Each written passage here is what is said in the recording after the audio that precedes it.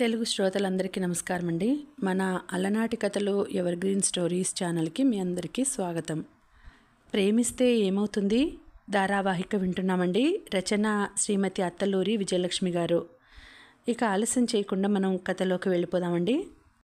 Video చూసిన వెంటనే like చేసి షేర్ చేసి తప్పకుండా సబ్స్క్రైబ్ చేసుకోండి. మన ఛానల్ని బెల్ ఐకాన్ యాక్టివేట్ చేసుకోండి. ఒళ్ళు మండింది గాయత్రికి. నీలాగా చద్దన్నం మీద పెట్టాలా అనుకుంది మనసులో. పైకి మాత్రం లేదన్నయ్యా, ఏంటో ఆవిడ మాట క్లియర్గా ఉండదు అంది. సరేలే, రేపటి నుంచి జాగ్రత్తగా విను, విన్నది ఎప్పటికప్పుడు రాసుకో. ఆడపిల్లవి, సాయంకాలాలు అస్తమానం బయటికి వెళ్ళలేవు, రోజులు బాగాలేవు అంటూ అన్నం తినడంలో మునిగాడు కోటేశ్వరరావు. గంగరాజు ఇల్లు చాలా చిన్నది. ఒక చిన్న హాలు, చిన్న వంటగది, ఒకే ఒక పడకగది, ఇంటి నిండా బోలెడు సామాను. పడకగదిలో 2 మంచాలు. ఒకదాని మీద గంగరాజు పడుకుంటాడు, రెండో దాని మీద కొడుకులిద్దరూ పడుకుంటారు. 2 మంచాల మీద దిండ్లు, పక్క బట్టలు, మగవాళ్ళు తుడుచుకొని పడేసిన టవల్సు, దుర్గమ్మ చీరలు పగలంతా పడి ఉంటాయి.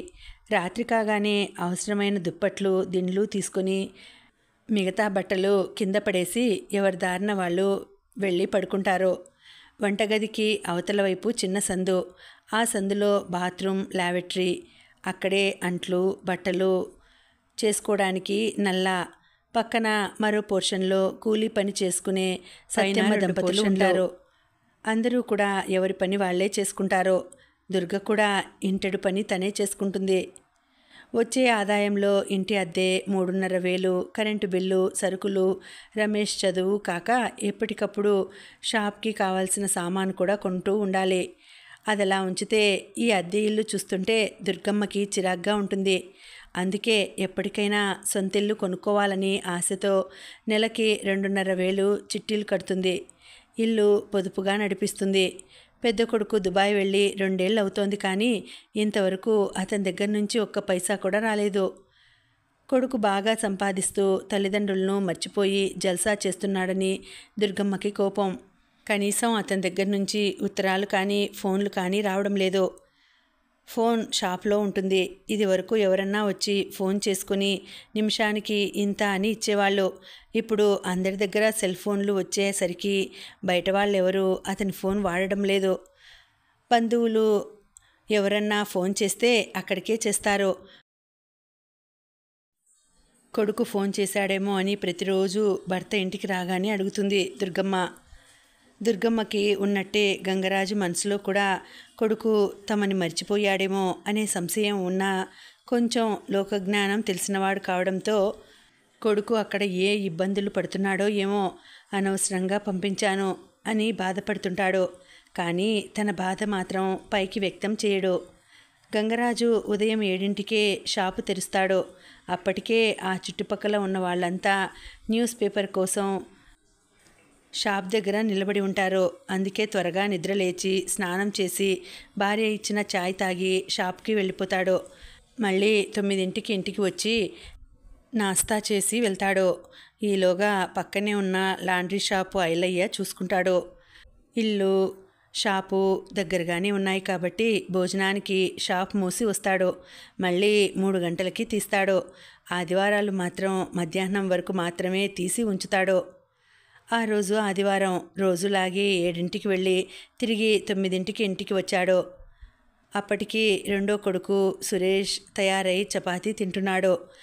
గంగరాజు భుజం మీద కండువా, కుర్చీ కోడు మీద వేసి కుర్చీలో కూర్చుంటూ నాకు కూడా నాస్తాతే అన్నాడు భార్యతో.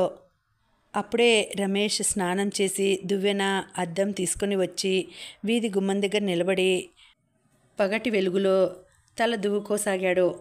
దుర్గా, నీ కొడుకుకు షోకులేనా? చదువుతుండా? చక్కగా కాలేజీకి పోతుండా లేదా? ప్లేట్లో చపాతీలు తీసుకొచ్చి ఇస్తున్న భార్యని అడిగాడు. దుర్గా మురిపెంగా కొడుకుని చూస్తూ ఊకో, ఎందుకు పోడు, మంచిగా చదువుకుంటుండు అని సమాధానం చెబుతూ రమేషు జల్దీ రా బిడ్డా, నాస్తా చదువు అంది. ఆమెకి మూడో కొడుకంటే చాలా గారాభం. దువ్విన తలే దువ్వుతున్న రమేష్ సమాధానం చెప్పలేదు. గంగరాజు రమేష్ని గమనిస్తూ చపాతీ తినసాగాడు. సురేష్ పాతకాలం నాటి చెక్క కుర్చీల్లో కూర్చొని చపాతీ తింటూ నెమ్మదిగా అన్నాడు, డాడీ, ఫస్ట్కి జీతం వచ్చినాక ఒక టేబుల్ కొందాం. ఇట్లా చేతిలో పట్టుకొని తినుడు కష్టమైపోతుంది. గంగరాజు తల తిప్పి సురేష్ వైపు చూశాడు. వేడివేడి చపాతీ, పప్పు వేసిన ప్లేటు కాలుతోంటే ఒడిలో కాసేపు, చేతిలో కాసేపు తిప్పుతూ అవస్థపడుతున్నాడు. గంగరాజు అటూ ఇటూ చూసి ఒక మూల ఉన్న ప్లాస్టిక్ స్టూల్ చూపిస్తూ దుర్గతో అన్నాడు, ఆ స్టూల్ తీసుకొచ్చి ఇయ్యి, పాపం ఎట్లా తింటాడు? దుర్గ వెళ్ళి స్టూల్ తెచ్చి కొడుకు దగ్గర పెట్టింది.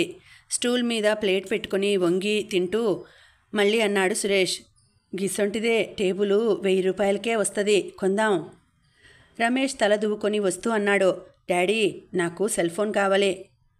గాయత్రిని కలుసుకున్న దగ్గర నుంచి అతనికి అర్జెంటుగా మొబైల్ కొనుక్కోవాలని ఉంది.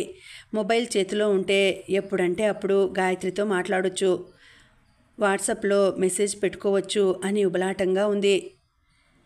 ఏమిటికిరా అడిగాడు గంగరాజు. మా దోస్తులందరికీ ఉంది. సెల్ ఫోన్ లేకుంటే ఏమన్నా ఎమర్జెన్సీలా నీకు మెసేజ్ ఇవ్వాలంటే ఎట్లా? అందుకే నాకు సెల్ కావాలి. లోపలికి వెళ్ళి అద్దం పెట్టేసి వచ్చాడు. గంగరాజు కొడుకు వైపు తదేకంగా చూశాడు. ముదురు నీలం మీద తెలుపు చెక్స్ ఉన్న ఇస్త్రీ షర్ట్, జీన్స్ ప్యాంటు, నీట్గా దువ్విన క్రాఫ్, ముఖానికి అద్దుకున్న పౌడర్. ఆయన దృష్టి సురేష్ మీద పడింది. మామూలు టెరీ కాటన్ ప్యాంటు, తెల్ల షర్టు, చాలా సింపుల్గా ఒద్దికగా ఉన్నాడు. హఠాత్తుగా సురేష్ని అడిగాడు, నీ తానా సెల్ ఫోన్ ఉందా సురేషు? సురేష్ తలెత్తి లేదు అన్నట్టు చూశాడు. ఆయన రమేష్ వైపు చూస్తూ అన్నాడు, నౌకరీ చేసేటోనికే లేదు కానీ నీకెందుకురా? నకరాలైతున్నాయా? ఇవాళ సండే, ఏడికి పెళ్లి కొడుకు లెక్క తయారైనావు? రమేష్ పొగరుగా అన్నాడు, నౌకరీ చేస్తేనేనా? మా కాలేజీలో అందరి తానా ఉంది. దుర్గమ్మకి భర్త రమేష్తో అట్లా మాట్లాడడం నచ్చలేదు. చిన్న కొడుకు ముచ్చటపడి అడుగుతున్న సెల్ ఫోన్ వెంటనే కొనేయచ్చు కదా అనుకుంది. అతను ఏది అడిగినా వీలైనంత వరకు లేదు కాదు అనకుండా తనకు చేతనైనంత చేస్తుంది. ఇప్పుడు కూడా భర్తతో అంది, కొనేయచ్చు కదా, ఏమవుతుంది? ముందు చదువుకోమను.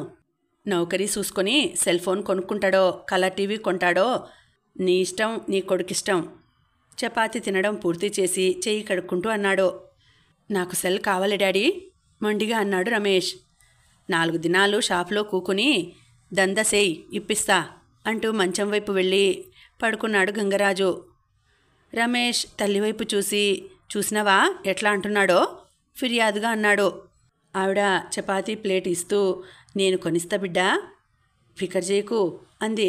సురేష్ తల్లివైపు చూస్తూ, వాడు ఏమడిగినా కొనిస్తావు, కష్టపడే తోళ్ళం, మాకేం లేకున్నా నీకు ఫరక్ పడదు అన్నాడు. చిన్నోడు నాయనా, ఆయనకేమెరుక, తమ్ముణ్ణి మంచిగా చూసుకోవాలే అంది నచ్చ చెబుతున్నట్టుగా. ఏం చిన్నోడు, 20 ఏండ్లు చిన్నోడా అంటూ బయటికి వెళ్ళిపోయాడు సురేష్. రమేష్ అదేం పట్టించుకోలేదు. తనకి అమ్మ సెల్ కొనిస్తుంది అంతే. గాయత్రితో బోలెడు కబుర్లు చెప్పుకోవచ్చు. ఆ ఆనందంతో ఒక చపాతీ ఎక్కువ తిన్నాడు. రమేష్ సాధించాడు. 2,500 పెట్టి సెల్ కొనిచ్చింది దుర్గమ్మ. కొన్ని విషయాల్లో ఎంత పొదుపుగా ఉంటుందో చిన్న కొడుక్కి సంబంధించిన విషయాల్లో అంత ఉదారంగా ఉంటుంది దుర్గమ్మ. భర్తకి తెలియకుండా కొనడం కాక అవసరమైతే ఆయనతో గొడవపడడానికి కూడా వెనకాడదు. అది రమేష్కి మంచి అవకాశం. అందుకే ఏం కావాలన్నా తల్లి దగ్గర సాధించేయగలడు. కొత్త మొబైల్, అది అరచేతిలో పట్టుకుంటే ప్రపంచం మొత్తం తన అరచేతిలో పెట్టుకున్నంత ధీమాగా అనిపించింది రమేష్కి. దానికేసి పదే పదే చూస్తూ మురిసిపోయాడు. ఇక్కడ ఈ బిడ్డ దేవుంతాన పెట్టిస్తా అంది దుర్గమ్మ. మొబైల్ దేవుంతాన పెట్టుడేందమ్మా అనబోయి ఆగిపోయి బుద్ధిగా ఇచ్చాడు. ఆవిడ దానికి 4 వైపులా గంధం పెట్టి కుంకుమ బొట్లు పెట్టి ఒక అగరబత్తి తిప్పి కొడుక్కి ఇచ్చింది. మురిసిపోతూ తీసుకుని బయటికి వెళ్ళి తండ్రి దగ్గర సిమ్ కార్డు ఉంటుందని తెలిసి కూడా పక్క షాపులో ఒక సిమ్ కార్డు కొన్నాడు. 24 గంటల తర్వాత అది యాక్టివేట్ అవుతుందని చెప్పడంతో అబ్బా 24 గంటలా అని ఉసూరుమన్నాడు. అతి కష్టం మీద 24 గంటలు గడిచాయి. కీప్యాడ్ చూశాక గుర్తొచ్చింది, సెల్ తనకి మాత్రమే ఉంది, గాయత్రికి లేదు అని. రమేష్కి ఇప్పుడు ఆ మొబైల్ నిరుపయోగంగా అనిపించింది. ఆ రోజంతా గాయత్రి కోసం చూశాడు. తన మొబైల్ చూపించి ఆమెని కూడా కొనుక్కోమని చెప్పడానికి. కానీ ఆమె కనిపించలేదు. చాలా దిగులుగా అనిపించింది. గాయత్రి దగ్గర మొబైల్ లేకుండా ఎట్లా మాట్లాడాలో అర్థం కాలేదు. ఆమె కూడా వాళ్ళ డాడీని అడిగి సెల్ కొనిపించుకోమని చెప్పాలే. వాళ్ళ డాడీ కొంటాడో లేదో. తనే కొంటే అమ్మని అడిగి ఇంకా 2000 తీసుకొని గాయత్రికి సెల్ గిఫ్ట్ ఇస్తే, అమ్మో, రమేష్కి ఇప్పుడు అదొక దిగులుగా మారింది. తను ఏ అవసరం కోసం ఇంత గొడవ చేసి సెల్ కొన్నాడో అది తీరడం లేదు. రాత్రి 10 దాకా అటు ఇటు తిరిగి ఇంటికి వచ్చాడు. అన్నం తినేసి పడుకొని సెల్ తీసి దానివైపు చూశాడు. బేకార్ అనుకుంటూ దిండు కింద పెట్టుకొని పక్కకి ఒత్తగిల్లి పడుకున్నాడు. ఆ రాత్రంతా ఆ సెల్ ఫోన్ పక్కన పెట్టుకొని తను గాయత్రి అందులో బోలెడు కబుర్లు చెప్పుకున్నట్టు, డ్యూయెట్ పాడుకున్నట్టు కలలు కన్నాడు. శరణ్య మొబైల్లో అలారం మోగింది. తెల్లవారితే ఆదివారమేగా, లేటుగా లేచినా నష్టం లేదు అనుకొని రాత్రి బాగా పొద్దుపోయిందాకా చదువుకుంటూ నోట్స్ తయారు చేసుకుంటూ కూర్చుంది. పడుకునేసరికి 2 దాటింది. కాకపోతే ప్రతిరోజు త్వరగా లేవాలి కాబట్టి మొబైల్లో 6ంటికి అలారం సెట్ చేసి పెట్టుకుందేమో. తను ఆలస్యంగా లేవచ్చు అన్న విషయం తెలియని అలారం ట్రింగ్ అని మోగింది. అలారం మూతకి గాఢ నిద్ర డిస్టర్బ్ అవడంతో విసుగ్గా బ్లాంకెట్ కొంచెం తొలగించి ఆరే కదా అనుకుంటూ ఎడం చెయ్యి చాచి మొబైల్ చేతికి అందకపోవడంతో తిరిగి కళ్ళు మూసుకుంది శరణ్య. కానీ ఆమె పడుకోవడం ఇష్టం లేనట్టు మొబైల్ ఆగకుండా మోగుతూనే ఉంది. మరి కొంచెం చెయ్యి చాచి అందిన మొబైల్ తీసుకొని కళ్ళు మూసుకొని చేత్తో తడుముకుంటూ ఇగ్నోర్ నొక్కింది. 2 నిమిషాల తర్వాత మళ్ళీ మోగింది. ఓ గాడ్, ఇవాళ నన్ను పడుకోనివ్వవా? కసిగా బ్లాంకెట్ విసిరి లేచి కూర్చుని మొబైల్ తీసుకుంది. తనని ఆదివారం పొద్దున్నే డిస్టర్బ్ చేసిన వాళ్ళెవరో అనుకుని కోపంగా నిద్ర కళ్ళతో స్క్రీన్ మీద పేరు కోసం చూసింది. తేజ కాలింగ్ అని కనిపించింది. ఆమె నిద్రమత్తు ఎగిరిపోయింది. ఆన్సర్ బటన్ నొక్కి బద్ధకంగా అడిగింది, హలో, పొద్దున్నే పనేం లేదా నీకు? ఈ డిస్టర్బెన్స్ ఏంటి? టైం తెలుసా? పొద్దున్నే ఏంటి అడిగాడు. ఐనో, ఓన్లీ 6 అంది. ఓసి నిద్రమొహమా, సరిగ్గా కళ్ళు తెరిచి చూడు, టైం 11 అవుతోంది. ఏయ్ కమాన్, ఏం కావాలో చెప్పు, నేను పడుకోవాలి అంది. శరణ్య, నిజం చెప్తున్నా, 11. నీ క్లాక్ రాంగ్ టైం చూపిస్తోంది. ఇంక లేచి రెడీ అయ్యి తాజ్కి రా లంచ్కి. శరణ్య అనుమానంగా వాల్ క్లాక్ వైపు చూసింది. నిజంగానే 11 దాటి 8 నిమిషాలు. ఆశ్చర్యం వేసింది. ఏంటి, తన మొబైల్ 6ంటికి మోగుతుందే, ఇదేంటి అనుకుంటూ, అవును తేజ, 11. My God. గబుక్కున మంచం దిగి తేజతో మాట్లాడుతూనే బ్రష్ పేస్టు తీసుకుంది. ఎందుకు లంచ్? బ్రష్ నోట్లో పెట్టుకుని అడిగింది. లంచ్ లంచంగా ఇచ్చి నీ చేత ఐ లవ్ యూ చెప్పించాలని. పిచ్చి వేషాలేస్తే నాకు పోస్టింగ్ రాగానే ముందు నిన్ను కరప్షన్ కేసులో ఇరికించేస్తా, జాగ్రత్త. అలాగే చదువుగానిలే, ఫాస్ట్గా రెడీ అయ్యి వచ్చేయి, బాయ్. ముందు చెప్పు, ఎందుకు లంచ్? అబ్బా, నువ్వొక జిడ్డు. ఇవాళ ఒక చిన్న షార్ట్ ఫిల్మ్ ప్రివ్యూ చూపిస్తున్నాను. ప్రెస్ మీట్ ఉంది. తాజ్లో లంచ్, సరేనా? సమాధానం కోసం ఆగకుండా ఫోన్ పెట్టేశాడు తేజ. శరణ్య గబగబా తయారై లాంగ్ స్కర్ట్ వేసుకుని మంచి టాప్ వేసుకుని జుట్టు వదిలేసింది. లిఫ్ట్ కోసం చూడకుండా 2 అంతస్తులు చకచకా దిగేసి సెల్లార్లో ఉన్న బైక్ స్టార్ట్ చేసింది. ఆమె తాజ్ కృష్ణ చేరేసరికి 1 గంట అయింది. మొదటిసారిగా అక్కడ అడుగుపెట్టిన శరణ్య ఆ వైభవం చూసి ముగ్ధురాలైంది. అడుగడుగునా పచ్చదనం, లాన్లో బుద్ధుడి విగ్రహం, వెండి బంగారాలు కరిగించి నిర్మించినట్టు ఉన్న నిర్మాణం, వజ్రాలు పొదిగినట్టున్న గచ్చు. ఎక్కడ అడుగు పెడితే అక్కడ మాసిపోతుందో అనిపిస్తోంది. బైక్ పార్క్ చేసి లోపలికి వెళ్ళడానికి ఏదో ఇబ్బందిగా అనిపించింది. తేజకి కాల్ చేసింది. ఎక్కడున్నావు అడిగాడు. ఎంట్రన్స్ వైపు వస్తున్నా, నువ్వు బయటికి రా, నాకెందుకో అనీజీగా ఉంది. తేజ ఆమెతో మాట్లాడుతూనే బయటకు వచ్చాడు. శరణ్య కనిపించగానే మొబైల్ డిస్కనెక్ట్ చేసి దగ్గరగా వచ్చాడు. ఆమె చెయ్యి పట్టుకుని లోపలికి తీసుకుని వెళ్తూ, ఎందుకలా ఉన్నావు? ఇంకా నిద్రమత్తు వదల్లేదా అడిగాడు. ఏం లేదు, ఐఎమ్ ఓకే అంది. నీ మొహం నీకన్నా నాకే బాగా కనిపిస్తోంది నవ్వుతూ అన్నాడు. అతని మాటలు పట్టించుకోకుండా అంది, ఇది హోటలా స్వర్గమా? ఓహ్, నీకు నచ్చిందా? అయితే మన ఫస్ట్ నైట్ ఇక్కడే అరేంజ్ చేస్తా. అప్పటికే శరణ్య చెయ్యి నెమ్మదిగా భుజం మీద గిల్లడంతో నోట్లోంచి రాబోయిన కేక బయటికి రాకుండా కంట్రోల్ చేసుకుంటూ రాక్షసి అన్నాడు. అర్థమైందిగా, హోల్డ్ యువర్ టంగ్ అంది. కోపంగా ఆమె వైపు చూడబోయి నవ్వేసి అందరూ కూర్చున్న దగ్గరకు తీసుకెళ్ళి ఒక్కొక్కరినే పరిచయం చేశాడు. అందరూ పెద్ద పెద్ద పారిశ్రామికవేత్తలు, కొందరు సినిమా ఇండస్ట్రీకి చెందిన వాళ్ళు, విలేకరులు. ఆఖరికి పరిచయం చేస్తున్న వాళ్ళని చూసి ఆనందంగా హాయ్ మీరంతా అంది వాళ్ళ పక్కన కూర్చుంటూ. వాళ్ళు ఇద్దరి కామన్ ఫ్రెండ్స్, పీజీలో క్లాస్మేట్స్. శరణ్యని వాళ్ళకి అప్పచెప్పి తను అతిథుల దగ్గరకు వెళ్ళిపోయాడు తేజ. హాయ్ శరణ్య, ఆర్తి వచ్చి హగ్ చేసుకుని చాలా రోజులైంది కదా మనం కలిసి, ఎలా ఉన్నావు, ఏం చేస్తున్నావు అంటూ ప్రశ్నల వర్షం కురిపించింది. అజయ్, చేతు, పూనం బిలబిలా చుట్టేశారు హాయ్ అంటూ. శరణ్య అందరికీ హాయ్ చెప్పి వెయిటర్ తెచ్చిన జ్యూస్ తీసుకుని వాళ్ళ ప్రశ్నలకి సమాధానం చెప్పింది. ఆఫ్టర్ లాంగ్ గ్యాప్ మనం ఇవాళ ఇలా కలుసుకునే ఛాన్స్ కల్పించినందుకు తేజాకి లాట్స్ ఆఫ్ థ్యాంక్స్ అన్నాడు అజయ్. నవ్వింది శరణ్య. మన పీజీ అయ్యాక అస్సలు కలవలేదు కదా అంటూ ముగ్గురు వాళ్ళ గురించి చెబుతూ శరణ్య గురించి అడుగుతూ ఊపిరి సలపకుండా చేశారు. తేజ అతిథులతో మాట్లాడుతూ మధ్య మధ్య వీళ్ళ దగ్గరకు వచ్చి జ్యూస్ తీసుకున్నారా, మంచూరియా తీసుకున్నారా, బాదాం మిల్క్ తీసుకున్నారా అంటూ అడుగుతూ శరణ్యతో లంచ్ అయ్యాక ఫిలిం ప్రెజెంటేషన్ ఉంటుంది, పుస్తకాలు ఎదురు చూస్తున్నాయి అంటూ పారిపోకు అని ప్రత్యేకంగా చెప్పాడు. డోంట్ వరీ తేజ, మేమున్నాంగా, వెళ్ళనివ్వం అంటూ మిగతా వాళ్ళు భరోసా ఇవ్వడంతో నవ్వి వెళ్ళిపోయాడు. తేజ, శరణ్య డిగ్రీ నుంచి పీజీ వరకు కలిసి చదువుకున్నారు. అజయ్ బృందం పీజీలో కలిశారు. తేజ మంచి స్నేహశీలి, తండ్రి ఇండస్ట్రియలిస్ట్. తేజ ఒక్కడే కొడుకు, బోలెడు ఆస్తి. అయితే చాలామంది డబ్బున్న వాళ్ళ పిల్లల్లా అహంభావం లేదు, క్రమశిక్షణ, ప్రిన్సిపల్స్ ఉన్న యువకుడు. తను కోటీశ్వరుడి కొడుకును అన్న విషయం మర్చిపోయి అందరితో సరదాగా స్నేహంగా ఉండడం అతని ప్రత్యేకత.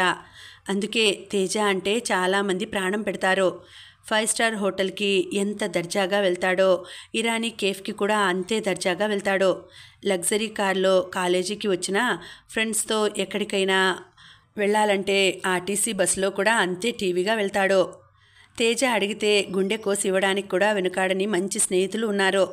అందరినీ ప్రేమిస్తాడు, అందరినీ అభిమానిస్తాడు. అందరిలో శరణ్య అంటే పిచ్చి అభిమానం. శరణ్యకు కూడా తేజలోని నిరాడంబరత అంటే ఎంతో ఇష్టం. ఇద్దరి మధ్య కొన్ని విషయాల్లో ఎంత తారతమ్యం ఉందో కొన్ని విషయాల్లో అంత సాన్నిహిత్యం ఉంది. శరణ్య సాధారణ మధ్యతరగతి కుటుంబంలో పుట్టి పెరిగిన అమ్మాయి. తండ్రి బ్యాంక్ ఆఫీసర్, తల్లి గృహిణి. శరణ్యకి 2 అక్కలు. పెద్దక్క ఇంజనీర్, రెండో అక్క డాక్టర్. ఇద్దరికీ ఈ మధ్య పెళ్ళిళ్ళు అయ్యాయి. శరణ్యని కూడా ఇంజనీరింగ్ చదివించాలనుకున్నా ఆమెలో విషయ పరిజ్ఞానం పట్ల ఉన్న ఆసక్తి, అభిరుచి చూశాక ఆమెని తన ఇష్టానికి వదిలేశాడు ఆమె తండ్రి. శరణ్య పీజీ పూర్తి కాగానే జూనియర్ కాలేజీలో లెక్చరర్గా చేస్తూ గ్రూప్స్కి ప్రిపేర్ అవుతోంది. తేజాకి మీడియా అంటే ఇష్టం, అంచేత మాస్ కమ్యూనికేషన్స్ చేస్తున్నాడు. శరణ్యకి చదువు అంటే ఇష్టం. ఎప్పుడూ ఆమె చేతిలో ఏదో ఒక పుస్తకం ఉంటుంది.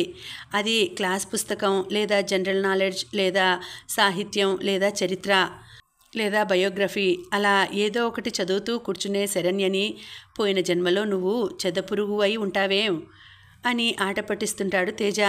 అవునేమో అంటుంది శరణ్య చిరునవ్వుతో. చదువు తప్ప మరో విషయం ఆలోచించని శరణ్య అతనిలో మంచి స్నేహితుడినే చూసినా తేజ మాత్రం అతనికి తెలియకుండానే ఆమెని ప్రేమించసాగాడు.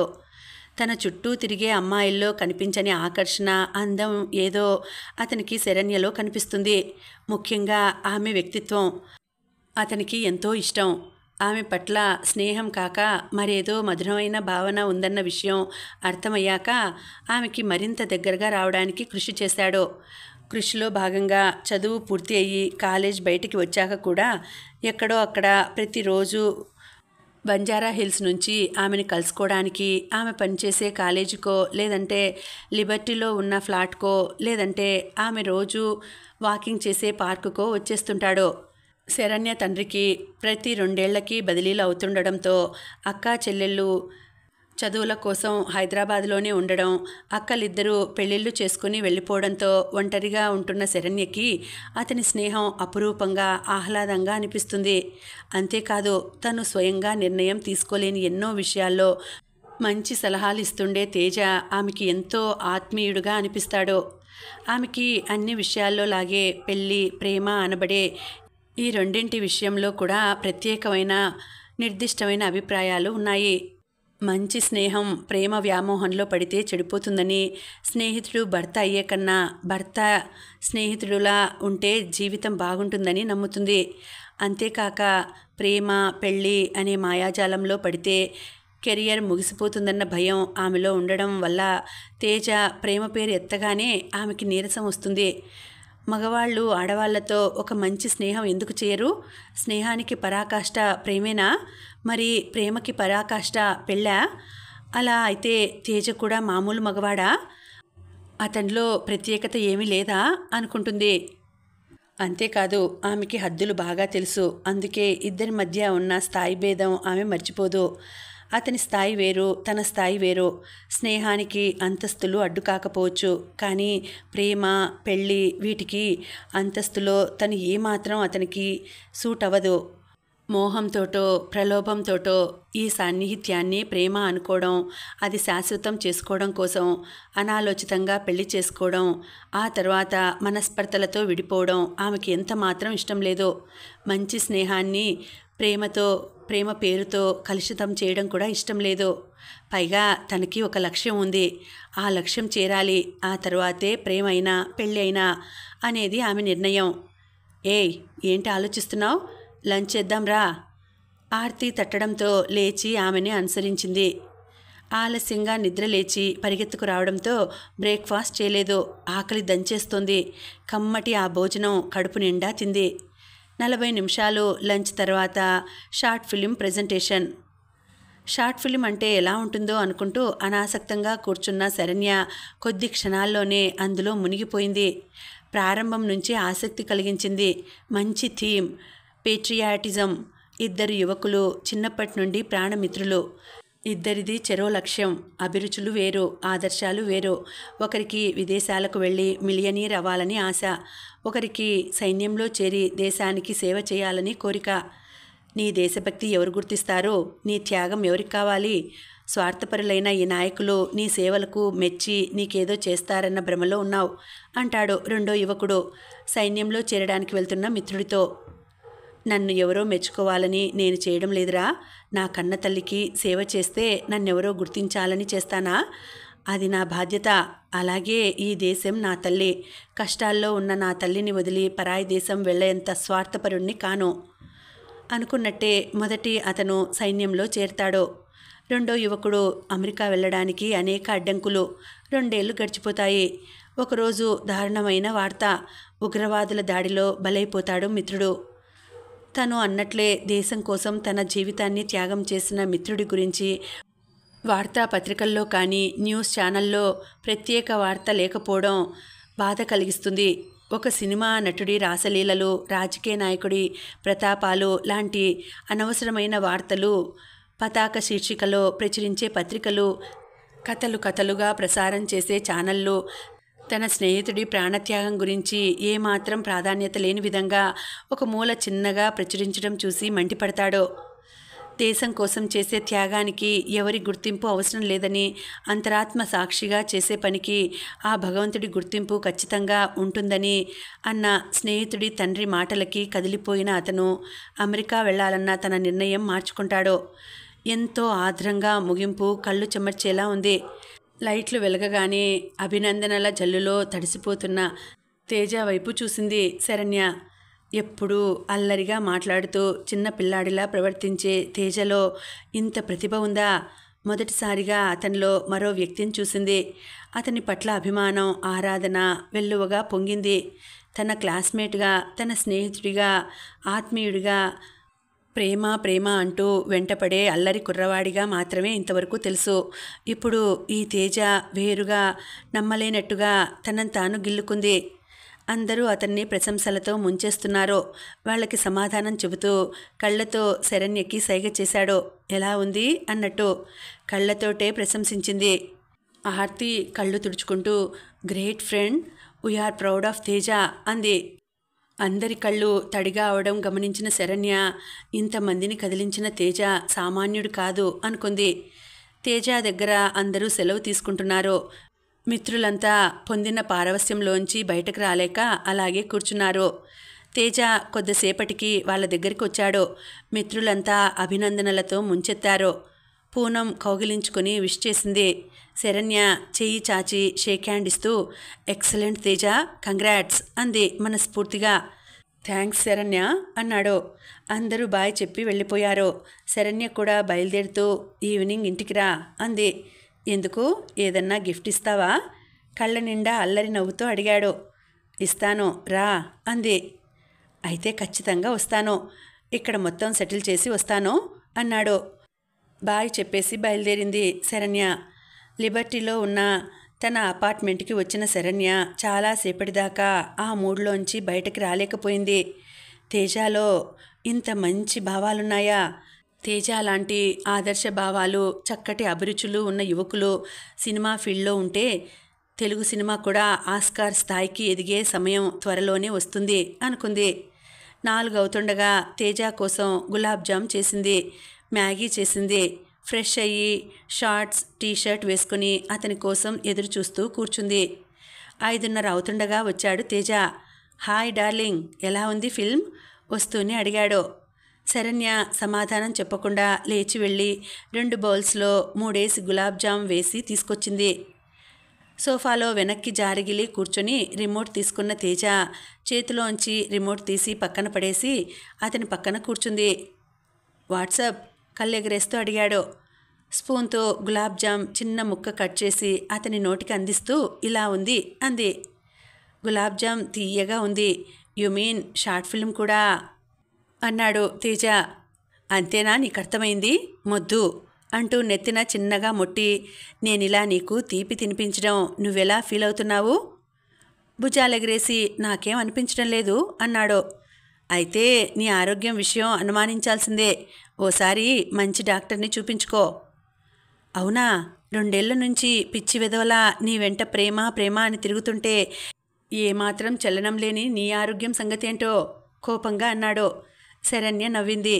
నీకింత మంచి టేస్ట్ ఉందని ఇంతవరకు నాకు తెలియదు తేజ. కథ ఎక్కడిది, ఎవరు రాశారు? అతని బౌల్ అతని చేతికిచ్చి తను ఒక బౌల్ తీసుకుంటూ అందే. అతను సమాధానం చెప్పకుండా గులాబ్ జామ్ తినసాగాడు. నువ్వేదో మీడియా అంటే ఇంట్రెస్ట్ చూపిస్తావు అనుకున్నానే కానీ ఇలాంటి మంచి ఫిలిమ్స్ తీస్తావని నేను అస్సలు అనుకోలేదు, ఊహించలేదు. చెప్పు తేజ, స్టోరీ ఎవరు రాశారు? నేనే. ఖాళీ బౌల్ సెంటర్ టేబుల్ మీద పెట్టాడు. నువ్వా? నువ్వు కథలు కూడా రాస్తావా? ఆశ్చర్యంగా చూసింది. ఇందులో నువ్వంతగా ఆశ్చర్యపోవాల్సిన విషయం ఏముంది? ఆ మాత్రం చిన్న కథ రాయడం బ్రహ్మ విద్య. అలా అని కాదు, కానీ ఐ కాంట్ బిలీవ్. ఆమె వైపు తదేకంగా కొన్ని క్షణాలు చూసి చిన్నగా మందహాసం చేశాడు. కూర్చున్న దగ్గర నుంచి లేచి కిచెన్ వైపు వెళ్ళి నాన్ స్టిక్ ప్యాన్లో ఉన్న మ్యాగీని కొంచెం ప్లేట్లో పెట్టుకొని అక్కడే స్టాండ్లో ఉన్న ఫోర్క్ తీసుకొని తింటూ వచ్చి సోఫాలో సెటిల్ అయ్యాడు.